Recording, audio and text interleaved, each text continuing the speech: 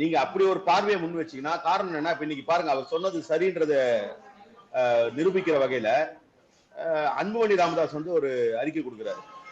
தலித்துகளுக்கு துரோகம் செய்யறாரு, தூய்மை பணியாளர் பிரச்சனை இல்லைன்றாரு தலைவர் எழுச்சி தமிழர். அப்போ எது வந்து நாம வந்து அச்சத்தை வெளிப்படுத்தணுமோ இது வந்து ஏதோ ஒரு சமூகத்திற்கான பணி. தொழிலாளர்கள் அவங்களை யாரும் பார்க்கல, துப்புரவு தொழிலாளர்கள்னு அவங்க சொல்றாங்களே தவிர துப்புரவு தொழிலாளர்கள் அவங்களை பார்க்கல. அவங்க வந்து சமூக ரீதியான ஒரு பார்வை தான் வந்து முன்வைக்கப்படுது.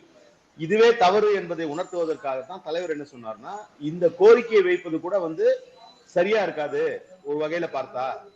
ஏன்னா வந்து காலங்காலத்துக்கு வந்து இந்த குறிப்பிட்ட சமூகத்தை சார்ந்தவர்கள் அந்த தொழிலை தான் பண்ணணுமோ அது மறுபடியும் வந்து மனுவை வந்து நடைமுறைப்படுத்துவது போன்று இருக்கிறது என்றுதான் பேசினார். அது வந்து தவறான புரிதலுக்கு ஆட்படுத்தப்பட்டு சண்முகம் அவர்கள் கருத்து தெரிவிச்சிருக்காருன்னு தான் பாக்குறேன்.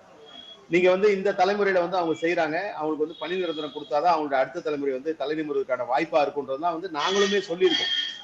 ஆக இது வந்து இப்பொழுது பணியாற்றக்கூடியவர்களுக்கான பணி நிரந்தரத்தை விடுதலை சிறுத்தை கட்சி ஆதரிக்கிறது.